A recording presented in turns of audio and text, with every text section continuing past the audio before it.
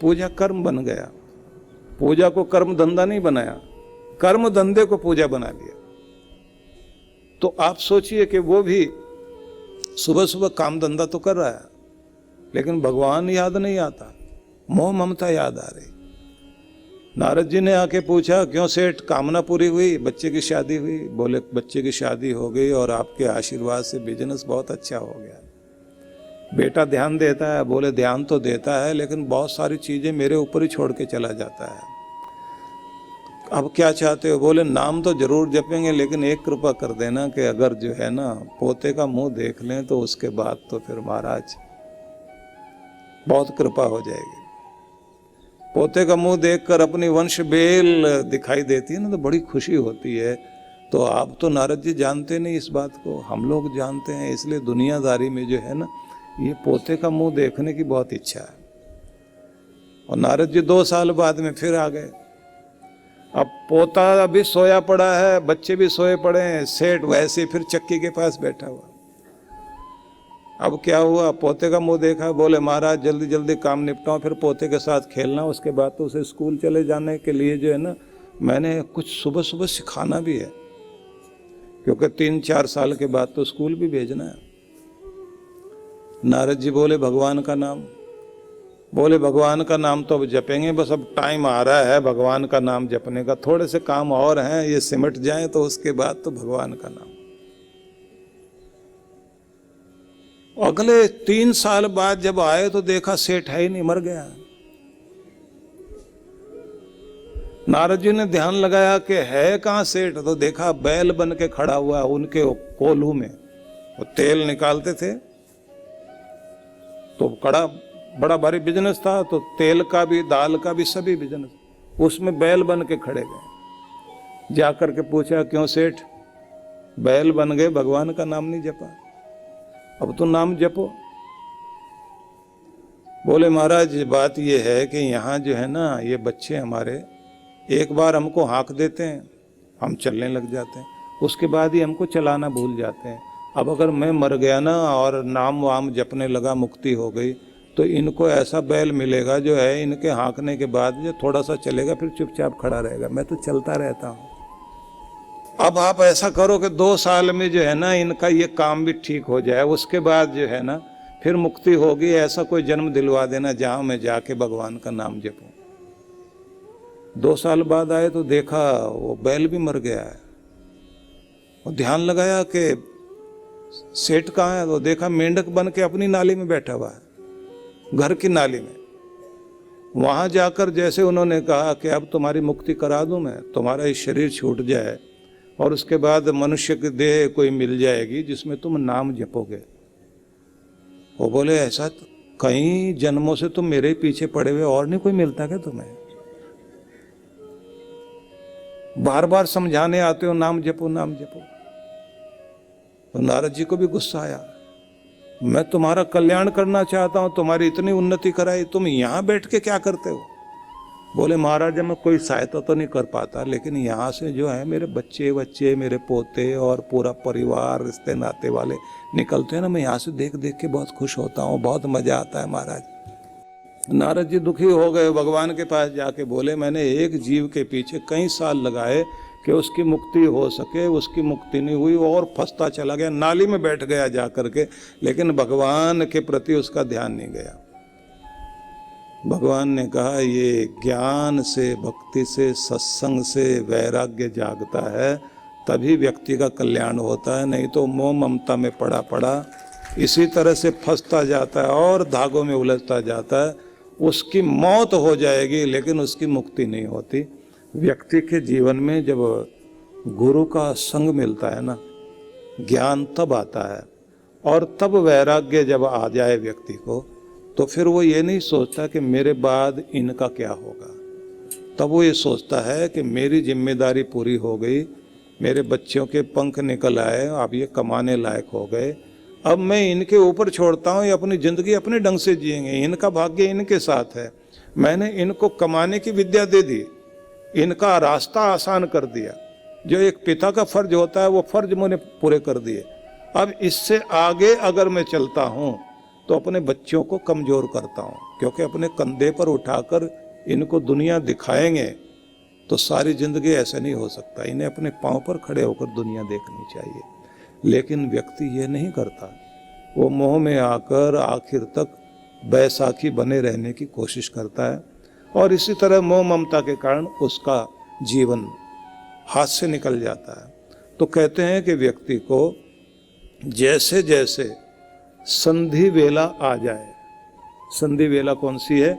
जिसको आप लोग देखते हैं कि एक रिटायरमेंट वाला टाइम आता है, वो जब आता है 58 साल में, आजकल 60 कर दिया इन्होंने, तो 50 से लेके 60 की उम्र तक बीच का काल जो है संधि काल है। यह संधि काल बिल्कुल उसी तरह होता है कि जैसे आप देखते हैं सुबह के समय में रात जा रही है, दिन आ रहा है, और शाम को दिन जा रहा है, रात आ रही है। तो थोड़ा थोड़ा उजाला, थोड़ा थोड़ा अंधेरा, इस तरह रहता है। तो जैसे 50 के हो जाए तो इसका मतलब है कि ये एक आयु घर गृहस्थी की पूरी होने जा रही है। तो उस स्थिति के बाद कहते हैं अब 51 में वन, 52 में भी वन, 53, 54, 55, 56, 57, 58 तक वन ही वन है, जंगल ही जंगल है कि तैयारी करो, तैयारी करो। कहाँ की? वन की, वन की, वन की, वन की। वन में जाना, वैराग्य में जाना। वन से मतलब वानप्रस्थ हो जाना है। वानप्रस्थ किसे कहते हैं? जो वन में रहकर तपस्या करे। वन में रहने का मतलब ये है कि एक पाँव घर में जरूर रहेगा, लेकिन दूसरा पाँव तो वैराग्य में, भक्ति में, तपस्या में रहेगा। इसलिए ये वन है। 58 हो गए, गवर्नमेंट ने कहा रिटायर्ड, तो रिटायर्ड हो गए तो टायर्ड तो नहीं हुए। रिटायर हो जाना ठीक है, टायर्ड होना तो ठीक नहीं। तो आपको जागे रहना, थके हुए नहीं रहना, और जाग जाना संसार के प्रति नहीं, करतार के प्रति, परमात्मा के प्रति। तो उसके बाद जैसे जैसे आपके जीवन में वैराग्य बढ़ता जाएगा, तो कहते हैं कि जैसे वानप्रस्थ हो जाएं तो पीत वस्त्र आपको पहनने हैं, और धीरे धीरे अग्नि वस्त्र पहन लेने हैं। तो दो चीजें अनिवार्य बताई गई सबके लिए। एक, 24 वर्ष की आयु तक आपने विद्या अध्ययन करना है, संयम से रहना, संस्कारशील रहना है, और आपको धर्मनिष्ठ बनना है, गुरु की शरण में रहना है। विद्या भी पढ़नी है, पराविद्या, अपराविद्या, सांसारिक विद्या और आध्यात्मिक विद्या। ये सब के लिए अनिवार्य विषय है। फिर कहते हैं विवाह और संन्यास, ये वैकल्पिक है। योग्यता है विवाह की तो ही कराया जाएगा, नहीं तो नहीं। सन्यासी होने की योग्यता है तो सन्यास दिया जाएगा, लेकिन वानप्रस्थ की योग्यता हो ना हो तो भी वानप्रस्थ बनना जरूरी है। सबके लिए अनिवार्य माना गया है कि अगर आप अपना कल्याण चाहते हो तो एक आयु में पहुंचने के बाद आपको वानप्रस्थ होना चाहिए, नहीं तो आपका मोह ममता और ये संसार की आसक्ति बुढ़ापे को इतना दुखी करेगा कि आप अपनों के द्वारा सताए जाओगे, रोगे और मुक्त नहीं हो पाओगे। क्योंकि लाखों जन्मों के बाद मनुष्य की देह मिली है। इस देह में पहुंचने के बाद भी अगर अपने अमृत तत्व को नहीं प्राप्त कर पाए, शाश्वत सत्य की खोज में जीवन नहीं लगाया, तो ये जीवन फिर निरर्थक गया। तो इसलिए कहा गया है कि प्रेम और प्रेम को भक्ति में ढालना। प्रेम है परिवार में खुद के प्रति, रिश्ते नातों के प्रति, उस प्रेम को करुणा में बदलो कि वो सेवा बन जाए। आपका प्रेम करुणा में आए, आपका प्रेम सहानुभूति में आए, आपका प्रेम सहयोग में आए।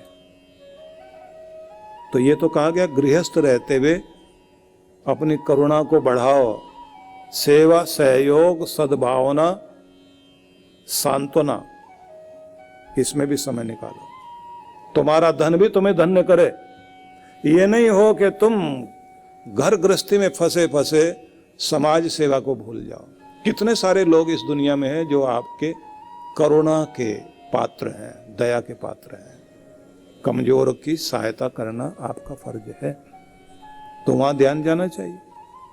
और उसी करुणा को इतना आगे बढ़ाओ कि आपका 40% समय घर गृहस्थी में रहे, 60% सेवा में, साधना में, तपस्या में चला जाए, और चलते चलते वो स्थिति आ जाए 10% ही घर गृहस्थी में ध्यान रह जाए, 90% समय आपका आत्म उद्धार में लगना चाहिए।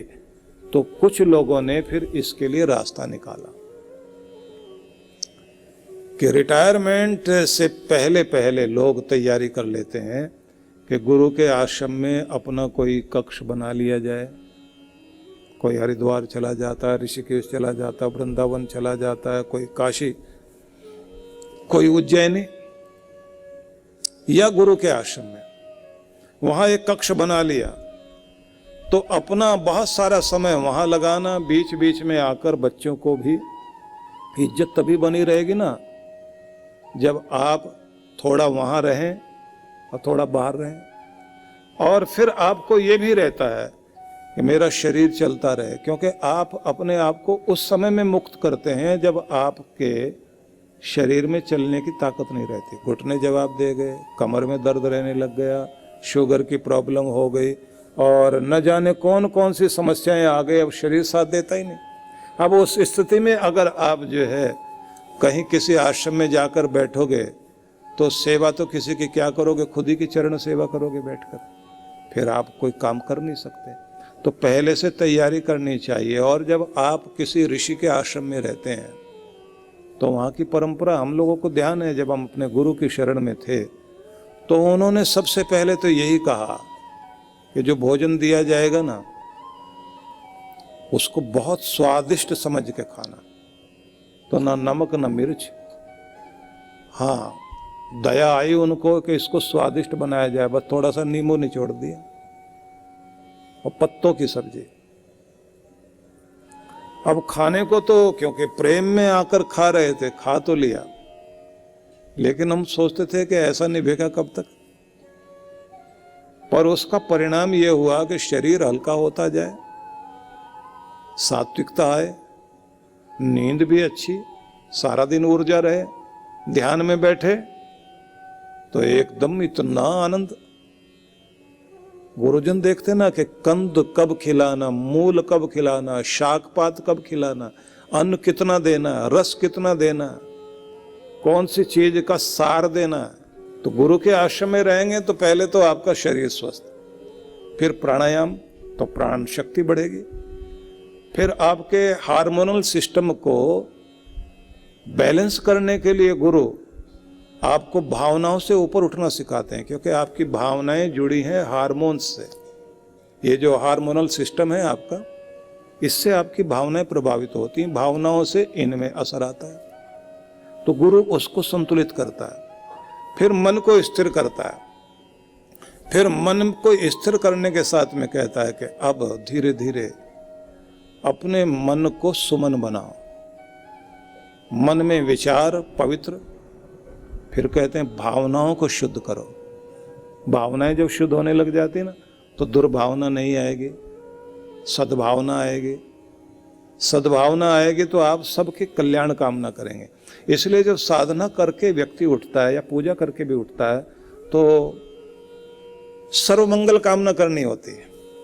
सर्वे भवन्तु सुखिनः सर्वे सन्तु निरामया। हम लोग सब भारतीय लोगों की परंपरा है, सबकी मंगल कामना करो, किसी के प्रति बैर नहीं, सबका कल्याण करना भगवान। सब स्वस्थ रहें, सब निरोग रहें, सब सुखी हो, कोई दुखी ना हो, किसी की जिंदगी में आंसू ना हो। मैं अपने जीवन में भक्ति करके जो इस समय वरदान पाने के लिए तत्पर हुआ तो सबसे पहले सर्वमंगल कामना, तो इससे हम और प्रिय बनते हैं भगवान के। तो सद्भावना आ गई, सद्विचार हो गए, अब गुरु कहते हैं अब सुमन तक पहुंच गए, अब मन सुमन हो गया, लेकिन अमन होना जरूरी है। और मन नहीं है, विचार नहीं है, भावना नहीं है। तो बैठा बैठा ध्यान में आंखें बंद की, मैं ये नहीं हूं, ये काया, ये शरीर नहीं हूं, इस काया में ऊर्जा दौड़ाने वाले प्राण शक्ति वो भी मैं नहीं हूं। इस प्राणों से भी आगे जो इन प्राणों को, शरीर को, इंद्रियों को नियंत्रित करता है, विचारों को पैदा करता है, वो मन भी मैं नहीं हूं। और जो डिसीजन लेता है, निर्णय लेता है, वो बुद्धि भी मैं नहीं हूं। मैं इनसे भी परे वो चैतन्य हूं। जिस पिंजरे को छोड़कर उड़ जाएगा तो ये खाली पड़ा रह जाएगा। मैं वो चैतन्य इस देह में हूं और परम चैतन्य से मिलने के लिए हूं। तो धीरे धीरे अपने आप को पहचानना शुरू करेगा। तो पहले आत्म साक्षात्कार, खुद को जानेगा, फिर परमात्मा को जानेगा। तो इस सब के लिए यही कहा गया है कि अगर परमात्मा ने आपको चुन लिया और अपने सत्संग से जोड़ लिया तो ये समझ लीजिए आप लोग सिलेक्शन में आ गए परमात्मा के। परमात्मा ने आपको चुन लिया, स्वीकार कर लिया, तो कितने भाग्यशाली लोग हैं। और भाग्यशाली हैं तो अब आपको इस सौभाग्य को बढ़ाना है। तो आगे कहा गया है, क्योंकि मैं सार सुना रहा हूं, गृहात प्रवर्जितो धीरः पुण्य तीर्थ जलाप्लुतः शुचो विवक्त आसीनो विधिवत कल्पितासने। कहते हैं गृहात प्रवर्जितो धीर, धैर्य के साथ घर से निकलो, घर से ऊपर उठो। सार सुना देता हूं कि धैर्य के साथ घर से बाहर निकलकर किसी पुनीत जल तीर्थ में स्नान करके, जहां भीड़ शोरगुल किसी भी तरह का कोई भी ऐसा तंग करने वाला वातावरण ना हो, ऐसे शुचो विवक्त आसीनो, पवित्र स्थान कोई होना चाहिए।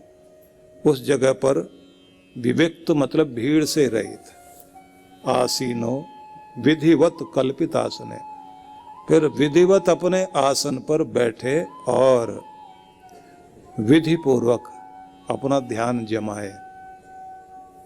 तो अभ्यास तो घर में ही होना चाहिए कि आपके घर में प्रयोगशाला बन जानी चाहिए। भगवान का गुण नहीं गाया, जीवन व्यर्थ चला गया। गुण गाने से मतलब हुआ कि प्रभु की वंदना करते करते अपने चित्त को प्रभु से नहीं जोड़ा और उस शक्ति से युक्त नहीं हुए, तो हम केवल इस संसार से ही अपना मन जोड़े रह गए, तो जीवन को व्यर्थ कर लिया। और कहते हैं कि जोड़ना इस तरह से है कि जैसे जल से मछली जुड़ी हुई है कि जल ही उसका जीवन है। वो कितना महत्व देती है पानी को कि पानी के बिना जी नहीं सकती। तो प्रभु को इतना महत्व दें कि दुनिया की कोई भी चीज इतनी कीमती न लगे जितना परमात्मा का नाम कीमती लगे। और फिर कहा कि चलते चलते उम्र के उस पड़ाव पर पहुंच गए कि बुढ़ापा आ गया। तो बुढ़ापा जैसे ही आया तो समझ लीजिए कि काल ने भी अपना प्रभाव दिखाना शुरू कर दिया। बिरध भयो सूझे नहीं, काल पहुंचियो आन। काल ने अपना प्रभाव दिखाना शुरू कर दिया। कान ऊंचा सुनते हैं, आंख मोटा देखती है, ठीक से चला नहीं जाता, हाथ भी कांपने लग गए हैं, डाइजेशन पावर बिगड़ गई, हार्ट भी अब बीच बीच में गड़बड़ करने लगा है। तो काल हिला के देख रहा है कि इसकी जड़ें जमी हुई थी दुनिया में, तो इसको हिलाकर देखो, क्योंकि अब उखाड़ने का समय आ गया है। जमीन में गड़ी हुई चीज को जैसे हिला हिला के देखते हैं ना, ऐसे काल जो है वो हिला हिला के देखता है, क्योंकि उसने उखाड़ना है, उखाड़ के फेंकना और अपने साथ लेकर जाना। कहते हैं कि काल ने प्रभाव दिखाना शुरू कर दिया और जिस चीज से दुनिया आकर्षित होती थी उस रूप को भी छीनना शुरू कर दिया, और जिस आवाज में बड़ा दम था वो आवाज कमजोर कर दी, और जो आपके हाथ में पकड़ थी ना दुनिया की वो चीजें भी छीननी शुरू कर दी, क्योंकि अगली पीढ़ी को अधिकार दे दिया। तो ना रोब दाब है ना आकर्षण। तो कोशिश कर रहा है कि अब ये भगवान की तरफ तो लगे, लेकिन मनुष्य है मोह ममता में और पड़ा हुआ। बिरद भयो सूझे नहीं काल पहुंचियो आन, कहो नानक नर बावरे क्यों न भजे भगवान। कि तू पागल हुआ बैठा है मनुष्य, क्यों उसको नहीं जपता जिसके कारण ही तू इस दुनिया में है, और सारा सुख समृद्धि सब वरदान सब दात जिसने दी उसके प्रति तुम्हारा ध्यान क्यों नहीं है। और अगर तू कहता है कि मैं पतित हो गया हूँ, गिर गया हूँ, फंस गया हूँ दुनिया में, तो निकलूं कैसे। तो आगे कहा पतित उद्धारण भय हरन, हरि अनाथ के अनाथ।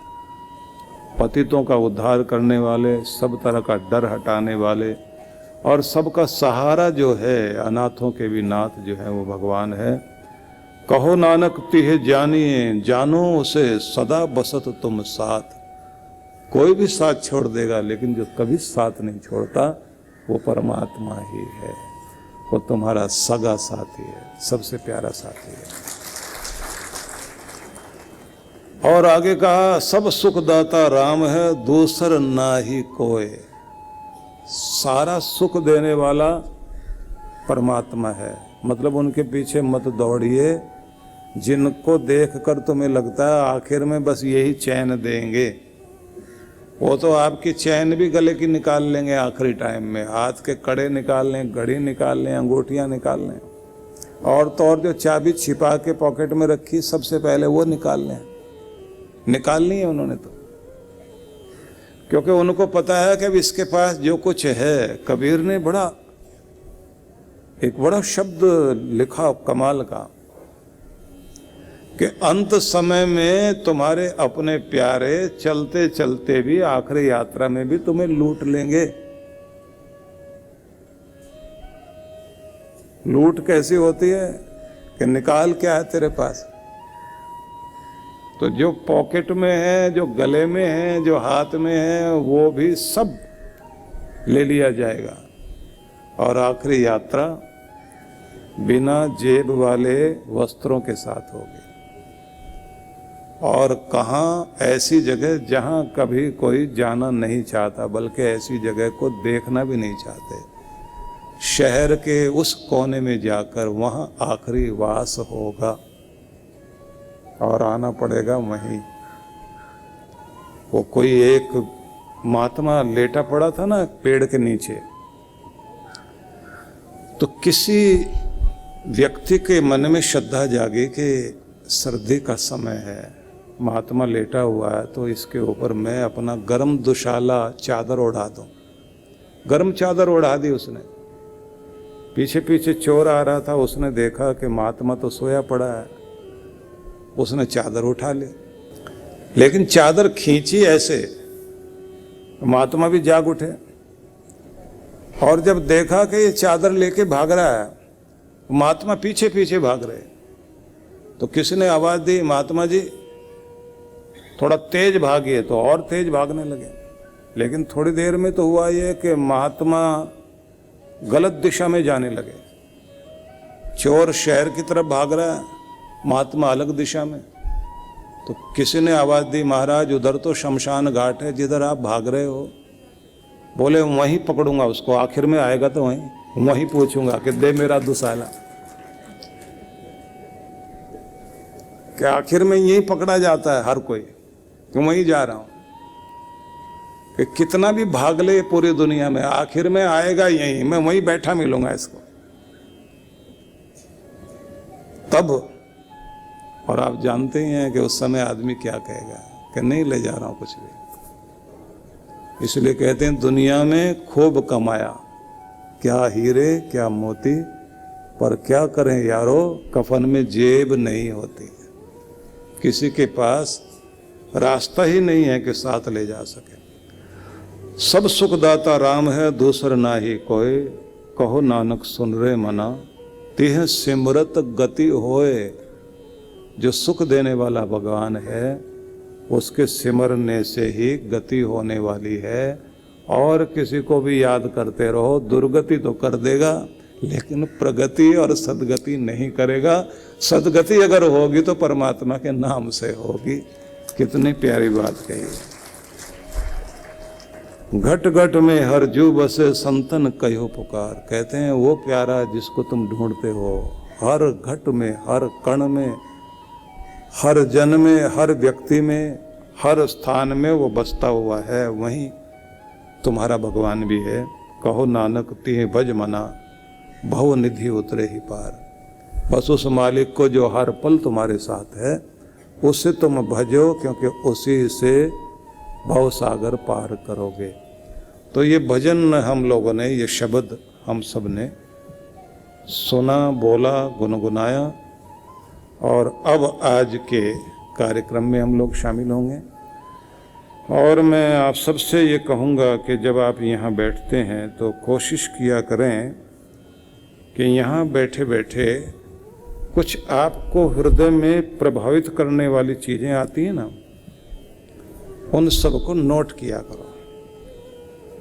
नहीं तो मस्तिष्क में आई हुई चीज़ें भी निकल जाती हैं, भूल जाता है आदमी।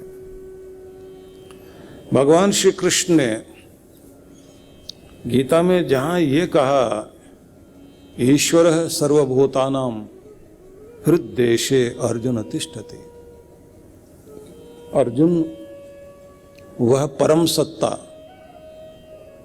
जो सर्वव्यापी है, सबके हृदय में वास करती है और सभी मनुष्य मात्र को ही नहीं, प्राणी मात्र को, कण कण को इस तरह गतिमान किए हुए है। यंत्र रूढ़ानी माया, जिस तरह से यंत्र पर रखकर कोई चीज घुमा दी जाए, ऐसे भगवान इस संसार में सब चीजों को गतिमान किए हुए है। हर चीज में परिवर्तन आ रहा है, बदलाव आ रहा है। मौसम बदलते हैं, नदियों की धाराएं बदल जाती हैं, आप हर चीज में परिवर्तन देखते हैं। अपने शरीर में भी परिवर्तन हो रहे हैं कि उस एकमात्र ईश्वर की शरण में तुम्हें जाना चाहिए, ऐसा संदेश भगवान ने दिया। और कहा कि समस्त भावना के साथ, श्रद्धा भाव से समर्पित होकर भगवान की शरण में जाओ। और ये भी बताया कि उसकी शरण में जाने के लिए तुम्हें अपने आप को कैसे करना है। तो गीता में ही एक स्थान पर कहा है कि तुम्हें पवित्र स्थान में, एकांत स्थान में पवित्र मन से, शांत भाव से बैठना है और उसका ध्यान करना है। तो उसके बारे में जो आपको अनेक बार मैंने एक श्लोक सुनाया गीता का, जिसमें भगवान ने ये कहा, योगी युंजीत सततम आत्मानम रहसी स्थिता, कि योगी व्यक्ति सतत अपने आप को निरंतर परमात्मा से खुद को जोड़े रखे। और कैसे जोड़े? योगी युंजीत सततम आत्मानम रहसी स्थिता, एकांत में बैठकर अपने आप को प्रभु से जोड़े। एकाकी यच्चित्तात्मा, अकेला होकर भगवान से जुड़े, मतलब विचार रहित होकर, मन को खाली करके, मस्तिष्क में चलने वाले जितने भी विचार, भावनाएं, तरंगे हैं, उनको बिल्कुल शांत करके और फिर भगवान के साथ अपना संबंध जोड़े।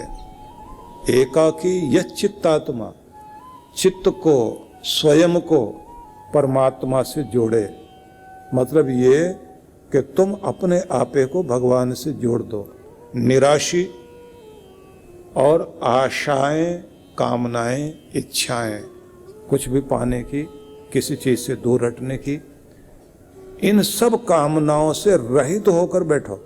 मतलब तुम्हारे चित्त के झील में इच्छाओं की तरंगे, लहरें न उठें। अपने चित्त को इतना शांत, सहज करो कि उसमें प्रभु की अनुभूति होने लग जाए। अपरिग्रह और जो परिग्रह वृत्ति होती है, जोड़ना और जोड़ लेना और प्राप्त कर लेने की कामना, जो लालच वाली भावनाएं उठती रहती हैं, कि उनसे भी रहित होकर शांत होकर बैठना। क्योंकि आदमी हर जगह यही सोचता है, मिलेगा क्या, हम इससे प्रणाम भी करें, फायदा क्या। जिस आदमी से कोई फायदा नहीं दिखाई दे, आदमी उसको प्रणाम भी करना नहीं चाहता। और जिससे लाभ दिखाई देता हो, भीड़ में वो चेहरा दूर से भी उसे नजर आ जाए, तो उसे तो ऐसा लगता है जैसे लॉटरी लग गई। बस अभी ढूंढ के उसके पास जाएगा और कहेगा, साहब बस आपके दर्शन करने से तो मेरा तो दिन संवर गया है। आप तो ऐसे पुण्य आत्मा, सारे गुण उसमें दिखाई देने लग जाते हैं। भर्तृहरि ने लिखा ना, सर्वे गुणा कांचनम आश्रियन्ते। जिसके पास सोना, धन, वैभव हो, सारे गुण उसी में दिखाई दे रहे होते हैं। बस काम का तो यही है। तो जहां व्यक्ति को संसार के पदार्थों के प्रति लालच होता है, तो कहते हैं वहां भगवान की भक्ति न करके वो भगवान को नहीं चाहेगा, भगवान से कुछ चाहेगा कि मैं तेरा इतनी देर से नाम ले रहा हूं, तो देगा क्या भगवान, वो बता ना। तो यहां तक के जो कहते हैं ना, वो मजाक चलती है कि व्यक्ति मरा तो यमराज ने पूछ लिया कि तुम्हारे कर्म जो है पाप के पुण्य के दोनों तरह के हैं, तो स्वर्ग में भी जाओगे, नरक में भी जाओगे, तो बताओ पहले कहाँ जाना है। तो पुराना आदमी तो ये बोलता है कि जहाँ 2 पैसे का फायदा हो वहाँ भिजवा दो, चाहे स्वर्ग में भिजवा या नरक में। आज वाला बोले मैं तो कहीं भी गुजारा कर लूंगा, बस आप जो है मेरा मोबाइल फोन और चार्जर और मंगवा दो,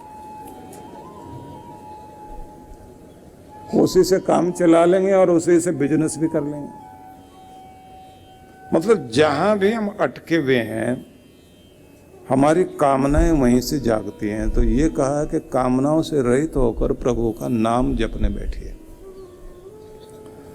तब आप भगवान से जुड़ जाएंगे। और कहा कि इसी जन्म में कोशिश करें कि आप तामसिक से राजसिक, राजसिक से सात्विक होते हुए अंतःकरण को पवित्र करते जाओ।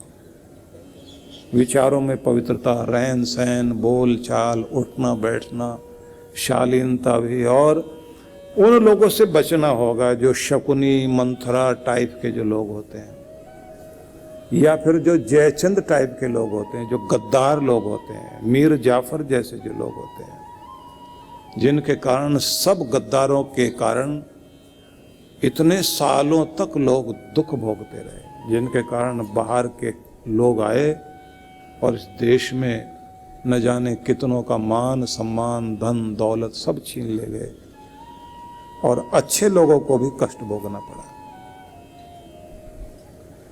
तो ऐसे लोगों के साथ नहीं बैठिए कभी भी, वो सलाह ही आपको गलत देंगे। जिसके कारण आपका गुजारा चलता हो, उसी मालिक के साथ धोखा करने की बात सिखाएगा आदमी आपके पास बैठ के। जिसने हर सुख दुख में आपका साथ दिया हो, उसी से चालाकी, तुम ऐसा ऐसा कर लो, तुम्हारा ही अधिकार रहेगा, तुम्हारा ही फलाना रहेगा।